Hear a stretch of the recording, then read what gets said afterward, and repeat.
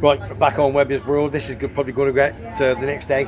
We've spoken to the main man, Lee Allinson, who is the manager and the boss at Hemel Hempstead Football Club.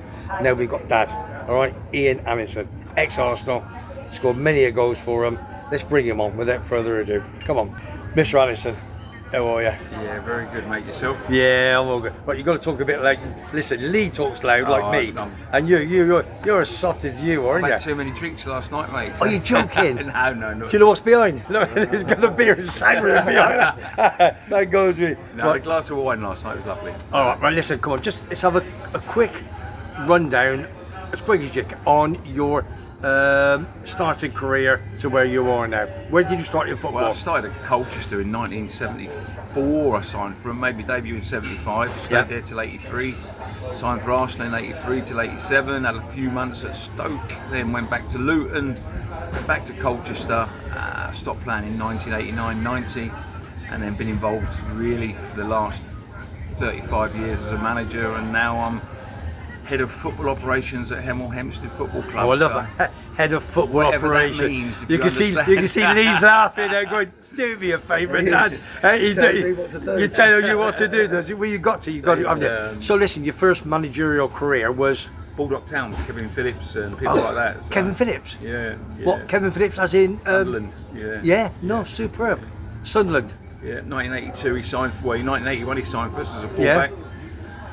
We got a couple of injuries. His dad said that he used to be a centre forward before he went off to Southampton. I rang him up and said, "Kev, look, we've got a few problems up front. Do you want to play?" He said, "Yeah, I'll have a go. I haven't played for a while up there." And we played Paul Town. He scored 2 goals and never looked back. And his career just went from strength to strength. And he had an unbelievable career because he started quite late in football. To score some of the goals and get the golden boot and do what he done, and the relationship and the playing style he had with Niall Quinn was just unbelievable. Of course, Phillips and Niall Quinn had a great career, he did. Yeah, they did. So I remember you at obviously Boreham Wood, because I've got in my house a signed Boreham Wood football shirt. Got it out last week, so don't forget that. And then from Boreham Wood straight after that one? Went to St Albans. That's right, St Albans. So I had 10 years at Boreham Wood, then 6 years at St Albans, and then got the sack in September 2022, and then been helping Lee at Hendon and done the same with Hemel Hempstead. So I quite enjoyed it really, because the strains and the stresses of being a manager, it does take its toll. This side of it is that every day to day, I mean, he's been on his phone really the whole time we've been here, but he just throws some things through me, and then we'll have a discussion, and then we decide it's the right way forward, which has worked perfectly from that side of it as well. So, well, the thing is, obviously, while he's on holiday, he's still on the phone to the chairman. Again, yesterday he went buying 2 or 3 players, and today he's changing it, this and that, as he said. And he's always you've got to look for your dad for experience and to help. It hasn't stopped, and it doesn't stop, and that's the stresses of being on holiday. Even though you say you want to have a couple of weeks away, you get a chance to relax, but you don't. The phone's on the go. And even more now than in my time, it's agents. Is that right? Yeah. I've got to take you back to Arsenal, because obviously my big Simon, obviously he's a massive gooner. I'm a gooner. Give us a couple of your big times, what you remember when you were playing for the Gunners. I think the big thing was being an Arsenal supporter myself all our life, and the whole family was Arsenal supporters. Is that making my debut against Walsall in the Milk Cup? Unfortunately, we lost. They were a Division 3 side then. Was that home or away? That was at home. We lost 2-1. Unfortunately, Terry Neal lost his job very quickly after that, and it was a shame because Terry signed me. But then I felt probably the best part of that. Don Howe took over as manager, and Don was great for me in terms of performance, playing, and improving me as a player. And then he was an old story. He was like your Alex Ferguson in your Brian Clough, wasn't he? He was a top manager. Very good coach. Yeah, unbelievable coach.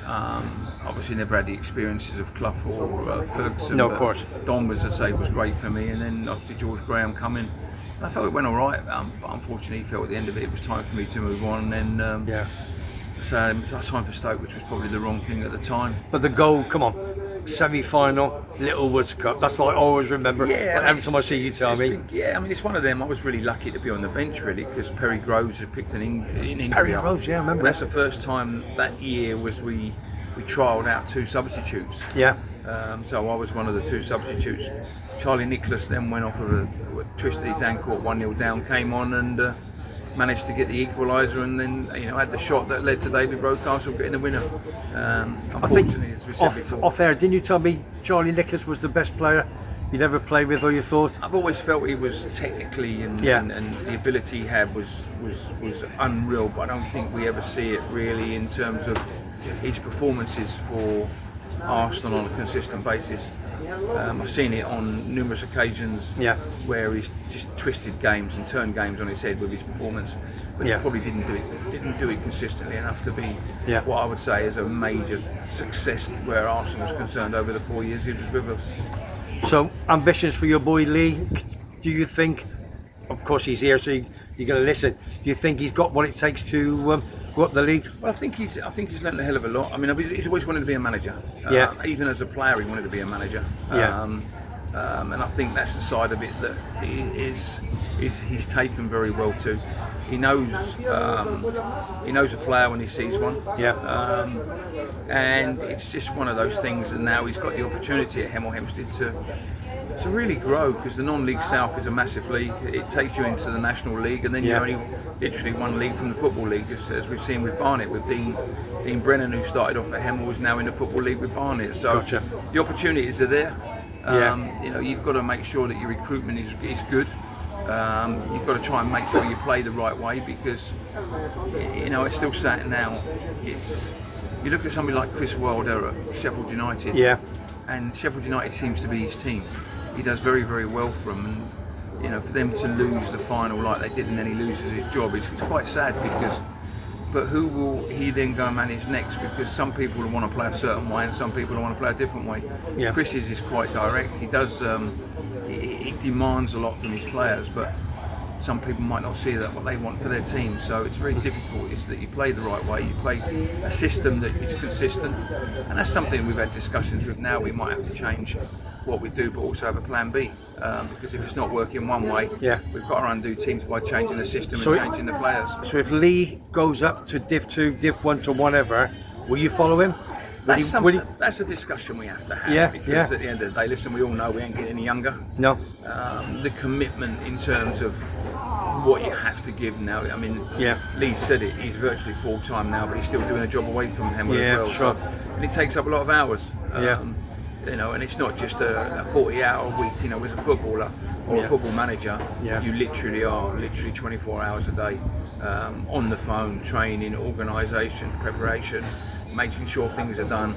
No one sees behind the scenes when the secretary's on the phone, the kit man's on the phone. And they're all the things that have to be organised as well. And we have to make sure that all them things are done correctly. For sure. And professionally. If you want to be successful. Lee, listen. To answer your question, you will be with us. Oh, hang on. Come on. Of course he will. So if you get up to, or not if, when, as far as when you get up to Div 2, Div 1, he'll be with you. I'll be pushing him in his wheelchair. Oh! Do you know, so, because we're the same age, aren't we? Within a couple of months.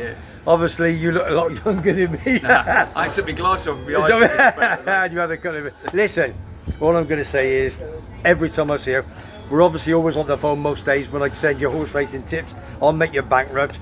It's not a. Listen, there's me and Big Man. Top man, mate. And you're more than welcome. You. Thanks very much, Ian. Actually, good luck for the future. And I'll be watching Hemel Hempstead and the two Allisons all year, as we all do. Right, let's get. Thank you, mate. Listen, absolute quality. Ian Allison and Lee Allison. What can I say? So you got to watch Hemel Hempstead this year, 100%. So for me, Webby, in Webby's world, in my little manor, it's sunny Tenerife. I'll see you on the next one. Take care.